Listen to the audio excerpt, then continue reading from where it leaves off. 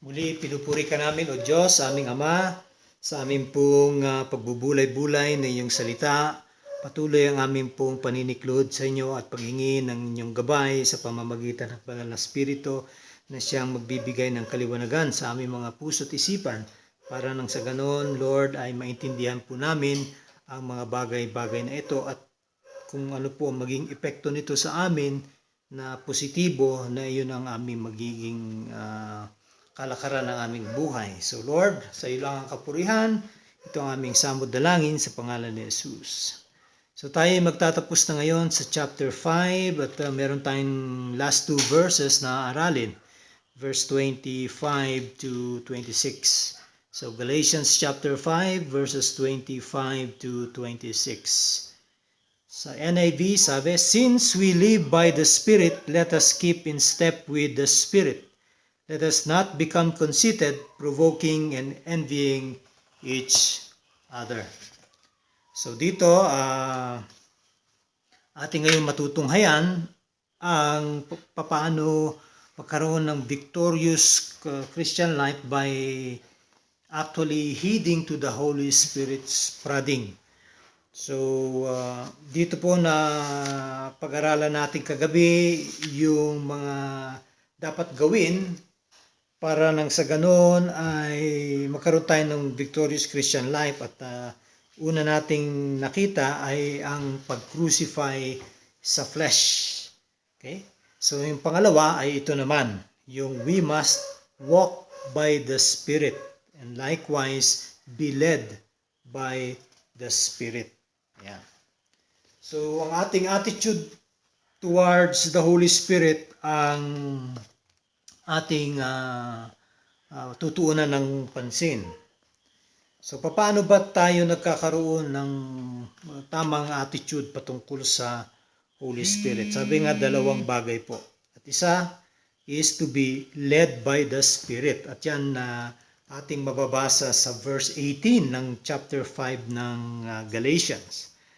Okay? At second is yung to walk by the Spirit. Ito naman yung sa verses 16 at verses 25, yung ating inaral ngayon. Okay? O inaaral natin ngayon.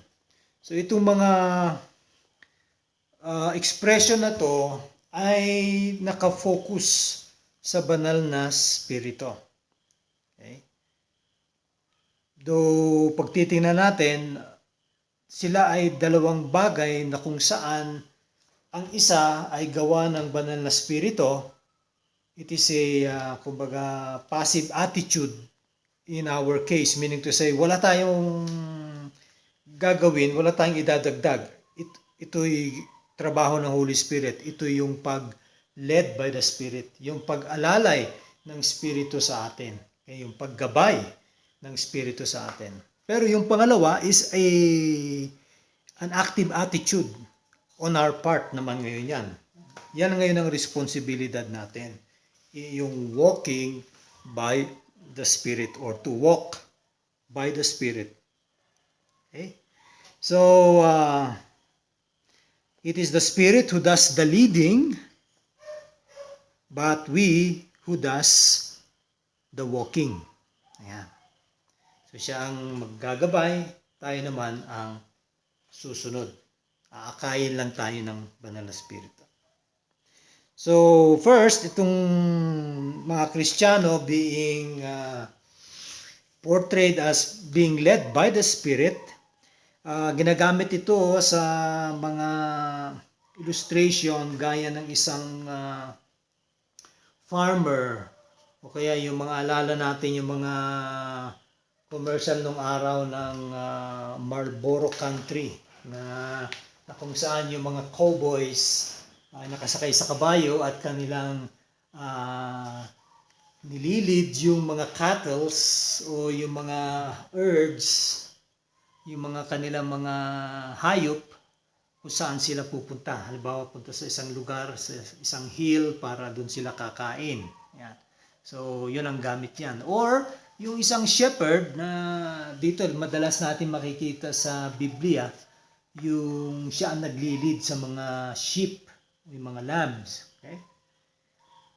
Or ito rin ay ginagamit sa mga sundalo na nag-escort sa isang alipin, sa isang preso, papunta sa korte o sa kulungan. Yan, being led. So, it can actually be used metaphorically, both good and evil. Kasi kung sino yung nag-lead sa'yo, then doon natin makikita kung good or evil. Kung si Satanas, then it must be an evil thing. If it's the Holy Spirit, then it must be a good thing. Okay? Just like when the Holy Spirit led Christ during his temptation in the wilderness in Luke 4:1 and 2. Makikita natin doon na ang banal na spirito ay kasama doon ng ating Panginoon sa wilderness. At ngayon, sa buhay ng mga Kristiyano, tayo ngayon ay inaakay ng banal na spirito. Yan ang sabi sa Romans 8:14. So, siya bilang ating leader or pinuno, siya ang nagtitake ng initiative. Siya ang gumagawa niyan. Okay? Pag sinabi niya, dito tayo, dito tayo. Or sabi ng banal na spirito, huwag yan, masama yan. Then, uudyokan niya tayo. Okay? Yun ang trabaho ng Holy Spirit. So, binibigyan niya tayo ng mga makalangit na desires. Yan. At kung sakasakali namang may hindi ka nais-nais, pinipressure tayo na huwag tayong bumigay doon sa temptasyon na yon or direksyon.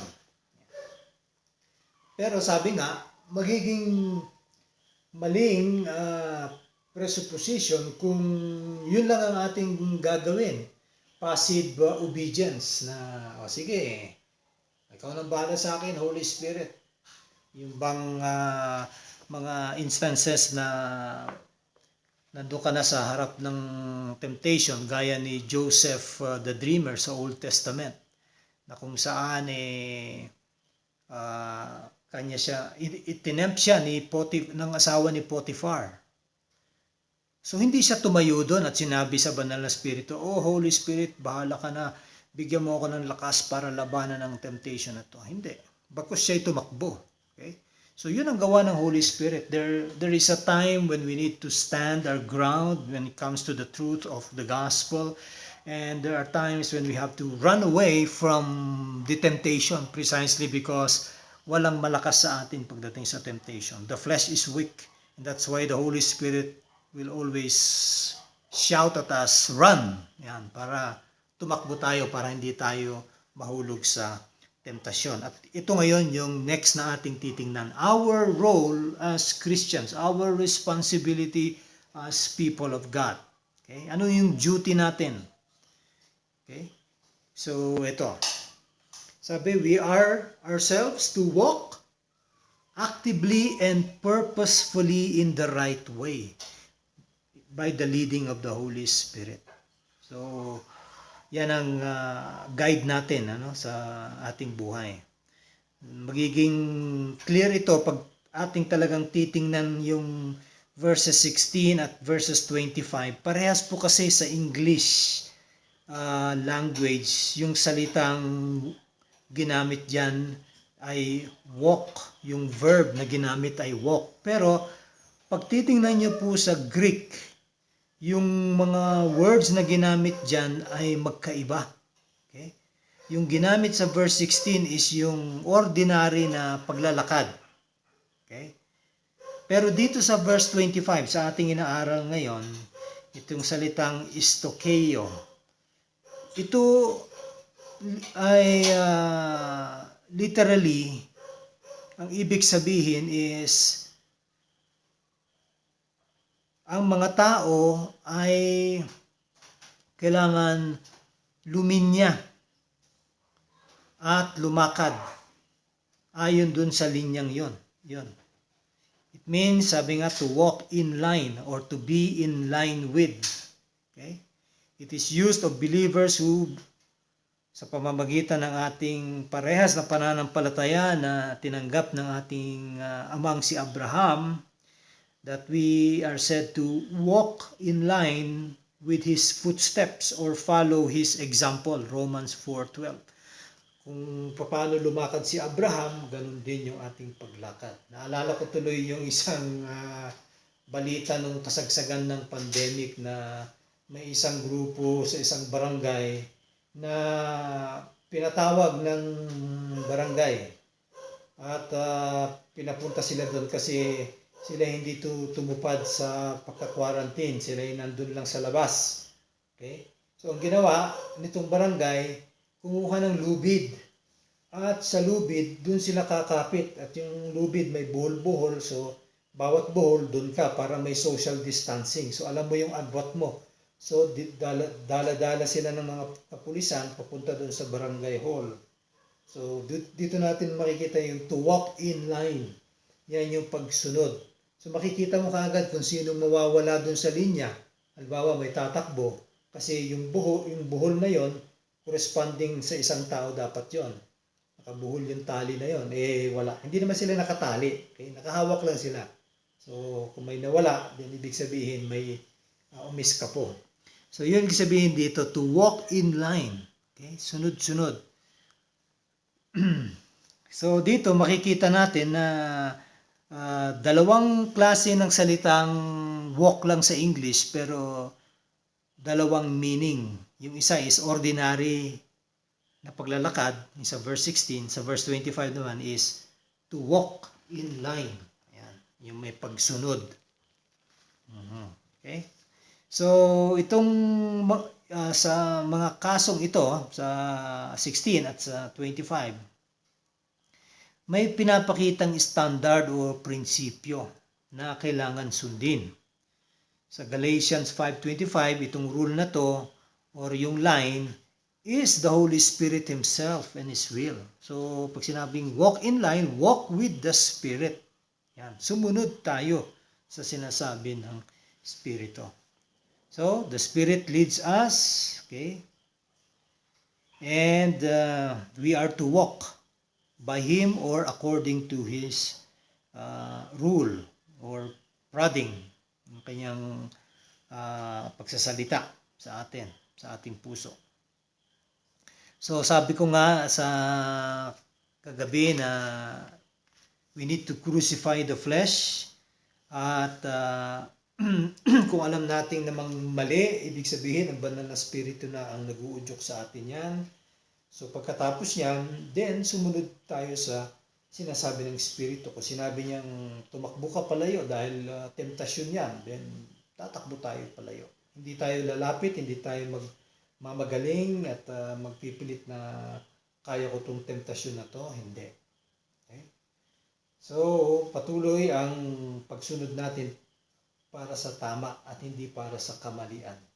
Sabi nga, we reject one path, the path of evil or the path of darkness or the path of the wicked to follow another, which is the path of godliness, holiness, the path to the heavenlies, the path by the Spirit, okay? The path that is in Christ, the path that is good, yung daan na matuwid. So, lumalayo tayo sa kasamaan para nang sa ganon, ang mag-occupy ng ating buhay, ng ating isipan, ng ating gawa, ay puro mga kabutihan lamang. Kaya't yung pag-crucify sa flesh, sabi ko, kailangan matindi yan, di ba? Napag-usapan natin, it has to be pitiless, walang awa. It has to be painful. Okay? Masasaktan tayo. And it has to be decisive. Ibig sabihin talagang meron tayong pananaw na tatalikuran talaga itong kasalanan na to. Kasi yun ang ibig sabihin ng pag-crucify. Ipako natin yung mga sinful flesh natin o sinful nature natin at wag na natin pangbunutin yung pako dun sa krus na pinagpakuan natin. Kaya ang punto dyan. So, the way is to, sabi nga, look heavenwards, to focus our minds on the things of the Spirit or to seek the things that are above, or to set our minds on things that are above. Okay? To think about these things, gaya ng sa Philippians 4:8. Punta lang tayo sandali doon. Okay?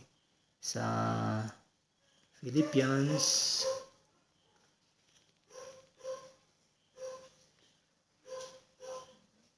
4:8. Hanapin ko lang dito sa aking New King James Version, Philippians 4:8.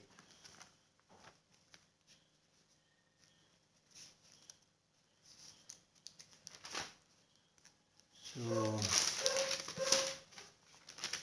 Philippians 4 verse 8. Ito, magandang i-meditate actually mga ito, no? Sabi rito, finally, brethren, whatever things are true, whatever things are noble, whatever things are just, whatever things are pure, whatever things are lovely, whatever things are of good report, if there is any virtue and if there is anything praiseworthy, meditate on these things. So we allow our minds, our hearts, our life to be preoccupied with things that are heavenward or Godward or that are good. Yan. So makikita ngayon sa buhay ng isang Kristiyano, mapa ito ay sa kanyang galaw o kilos sa loob ng bahay, kasama ang kanyang pamilya, o sa kanyang opisina, sa kanyang trabaho, o sa kanyang pakikipaghalubilo sa ibang tao, whether they are believers or unbelievers, na hindi lang po sa loob ng iglesia tuwing linggo, kundi sa araw-araw, o sa sports na pupuntahan mo, o sa department store, o sa supermart, o sa daan, hindi kayong makikitaan kahit ng mga unbelievers na ikaw ay isang palaaway na tao, na ikaw ay mainitin ng ulo, kundi ikaw ay kilala na, ay Kristiyano yan, nag-a-attend yan dyan sa church na yan. So pati yung mga neighbors mo, wala silang ituturo sa iyo na ikaw ay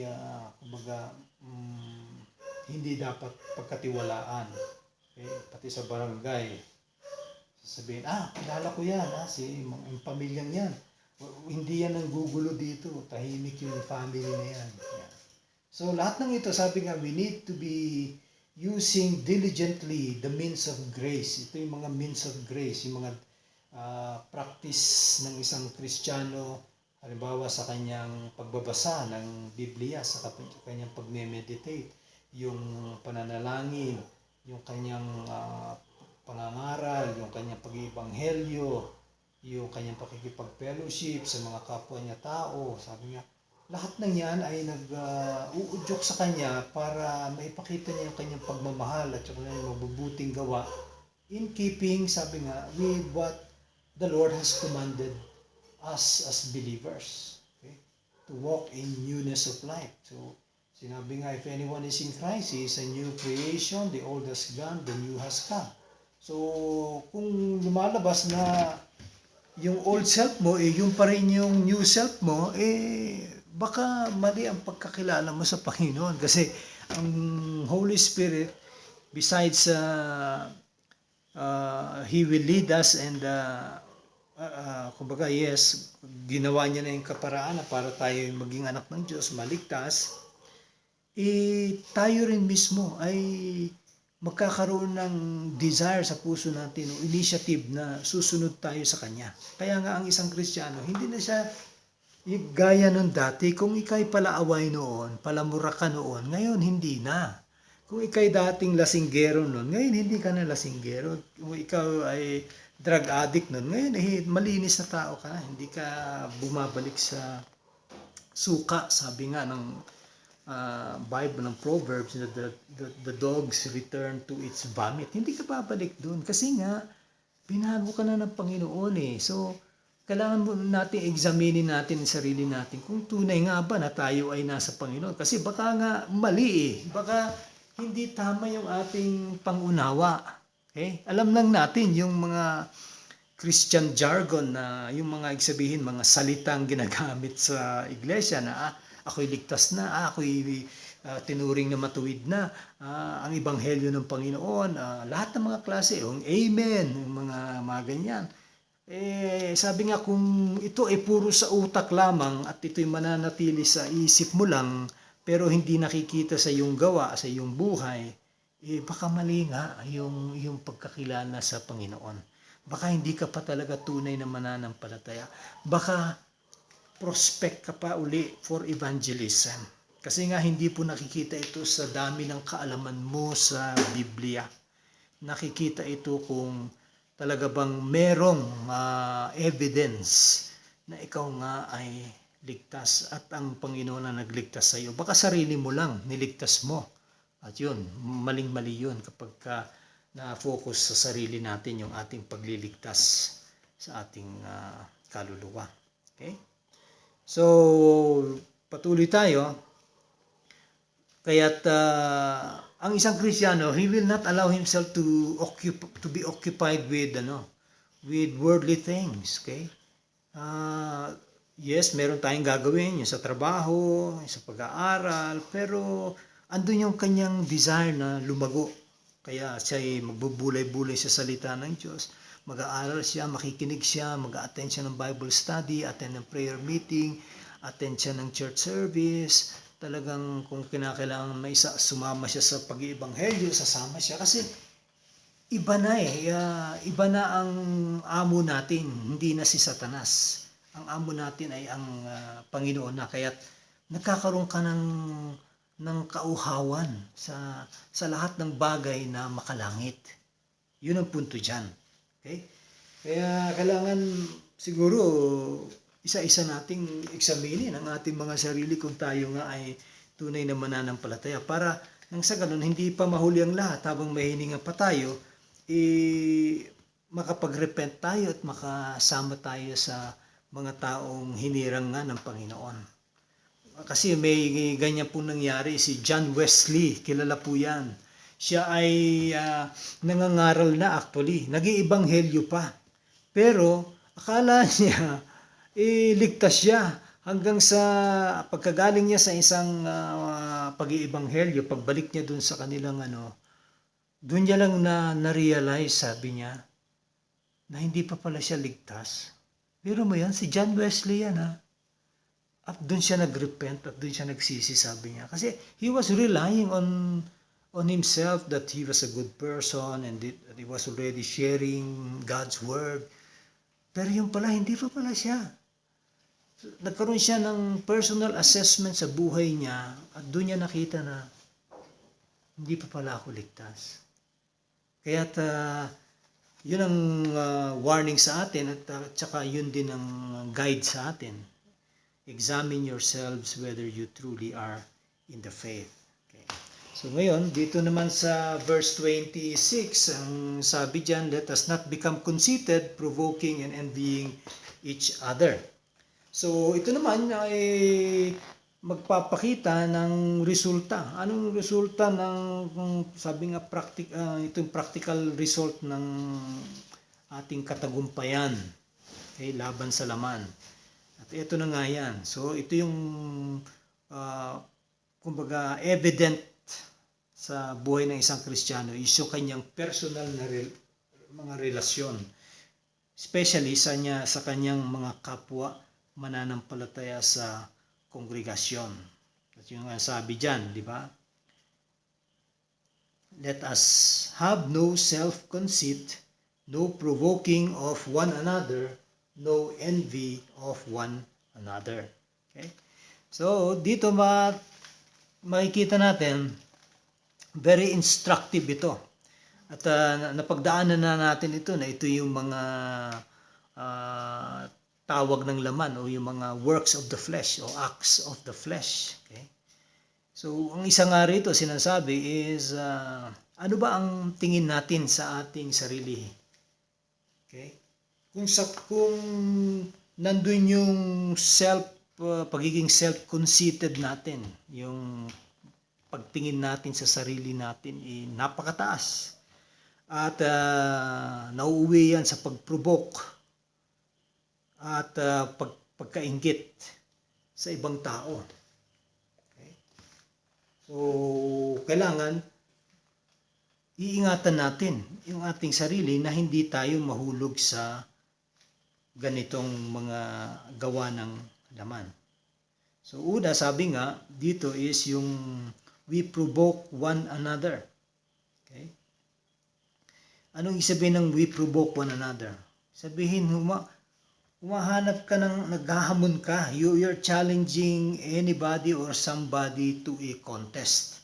Parang gusto mong ipakita dun sa taong yon ang pagka-superior mo. Na parang mas matalino ka, mas magaling ka, mas may alam ka, at gusto mong pahiyain yung tao. Yun yung punto ng pagiging self-conceited. You provoke others. Pangalawa is you envy one another. Nagkakaroon ng inggitan. Okay? Being jealous of one another's gifts or attainments. Yung, halimbawa, sa loob ng iglesia, yung isa talagang binigyan ng Diyos para mabigyan siya ng galing para mangaral, magturo. Tapos ikaw naman ay kinaiinggitan mo. Okay? Nagkakaroon ka ng jealousy. Okay? So, parang gusto mo na sana ikaw yun. Yung nandun nakatayo sa harap at ikaw yung nangangaral. Ganyan. So, kailangan mag-iingat. Ito ay para hindi lang para sa mga pastor, kundi sa bawat isa na nagdi-desire na magamit ng Panginoon. If we regard ourselves, sabi nga, as superior to other people, we challenge them. Kasi gusto talaga natin at gusto natin ring maramdaman na tayo ay mas lamang, mas above. Ito nga yung mga sinasabi kong holier than thou attitude. Ito lumalabas ito sa mga Kristiyano sa loob ng iglesia, lalo na yung mga laging naninilbihan sa iglesia at yung mga hindi naninilbihan na ang tingin ng mga naninilbihan is ay masyado kayong worldly, parang ganoon, dahil hindi raw sila nakakasama, parang ganoon. Mali po 'yun kasi sa Diyos, pantay-pantay lang po ang tingin ng ating Panginoon. Maaring ang isa magaling siya mangaral, pero yung isa naman magaling magluto, then lahat ng yan, tingin ng Diyos, parehas lang. Gamitin mo yung expertise mo para doon sa ika-edify ng iglesia at sa ikapupuri ng Diyos. Kaya walang kumbaga puwang sa loob ng sambahayan ng Diyos o sa iglesia ng Diyos ang inggit. Di ba nasabi nga natin yan, yung inggit yung desire mo na ikaw lang dapat ang meron at pag nakita mo yung iba meron siya, nakita mo, bakit siya? Ang laki-laki ng TV niya. Nagbumisita ako sa bahay nila, may TV sa salas, may TV sa kwarto. Hindi dapat ganun. Dapat ako ang meron lang nun. See? Nagkakaroon ka ng hindi lang yung salitang inggit sa ating pananaw na gusto mo magkaroon din, pero lumalalim pa yun na parang gusto mo ikaw lang ang meron nun. Yun. Na parang hindi dapat magkaroon yung tao yun. Hindi siya karapat-dapat. Parang ganon. Ikaw ang karapat-dapat. So, pagdating dito sa mga gifts, ikaw ang dapat karapat-dapat. Yun ang inggit na sinasabi rito. Yun yung envy. Okay? Na gusto mo ikaw lang. At yan ay dahil sa attitude ng pagiging conceited. Feeling mo ikaw na ang pinakamagaling sa loob ng iglesia. Na walang makakatalo sa iyo pagdating sa debate. Lahat kaya mong sagutin. Okay? Mahirap po yung ganung attitude. Dapat po tayo, we need to have teachable hearts. Okay? Okay? Dapat nga sabi, we need to be fat, F-A-T, hindi yung mataba, kundi fat acrostically. F means faithful, okay? A means available, and T means teachable. Okay? Faithful, available, and teachable. So ganun ang dapat attitude ng isang Kristiyano. So wag po tayong mag-isip na yung mga ginagawa ng nasa mundo na tinatapakan nila ang mga kapwa nila katrabaho para makatungtong doon sa pinakamataas na posisyon, gagawin nila ang lahat para sila ang makita doon sa limelight. Sa Kristiyano po wala yan. Hindi po tayo ganun. Okay? Kaya nga kapag may na-promote sa isang opisina, tayo mga Kristiyano, kung halimbawa kapwa kasama natin siya sa opisina, hindi tayo mainggit sa kanya na bakit hindi ikaw na-promote. Kung hindi, we rejoice with him or with her kasi kapatiran natin yan. Okay? Sabi nga, promotions come from the Lord. So, hintayin natin kung kailan tayo ipopromote o kung ipopromote tayo or talagang gusto ng Lord, diyan ka para talagang makita yung humility mo, yung meekness mo, and dapat okay lang, ganun lang. Okay? So, yan. So, to sum up, sabi nga, the true Christian relationship will have to be governed not by rivalry but by service. Okay? Hindi yung pakikipagtunggali, kundi yung ating paninilbihan. Okay? Sabi nga sa isang iglesia, maraming parte ng katawan ni Kristo. And therefore, magpagamit tayo. Kung ikaw yung mata at ako yung paa, hindi pwedeng sabihin ng mata, mas mataas ako sa iyo dahil kay paa, nandiyan ka sa baba. Hindi po ganun. Because, sabi nga, nagtutulungan ng lahat para sa kabutihan ng buong katawan na yan. Dahil ang ating ulo ay walang iba kundi ang ating Panginoong Hesus. Siya ang namumuno at siya lang dapat ang maluwalhati at maitaas. Siya yung nagbigay at nagbuwis ng kanyang buhay para sa atin. So dapat lagi tayong tutuon dun sa krus ng Kalbaryo para makita natin na siya bilang Diyos ay nagpakumbaba. Okay? Binigay niya ang kanyang buhay para na sa ganon, ikaw at ako, tayong lahat, ay magkaroon ng buhay na walang hanggan at makakasama natin siya sa kanyang kaharian pagdating ng panahon. Kaya itong panahon ng pandemic, lalong hindi pwede ang mga ganyang klase na attitude na wala kang inisip kundi yung kasiraan ng kapwa tao mo, lalo na sa loob ng iglesia. Lagi mo binabatikos yung pastor, lagi mo binabatikos yung kapwa mo sa ministry na parang ikaw hindi mo nakikita na sabi nga bago mo tanggalin yung puwing dun sa kapatid mo, tingnan mo muna baka meron nakabarang bloke ng kahoy dyan sa mata mo. There's a big plank in front of your eyes. So, kailangan po maging mapagmatyag tayo at mapagpakumbaba at we rejoice together with those who are in Christ. Okay?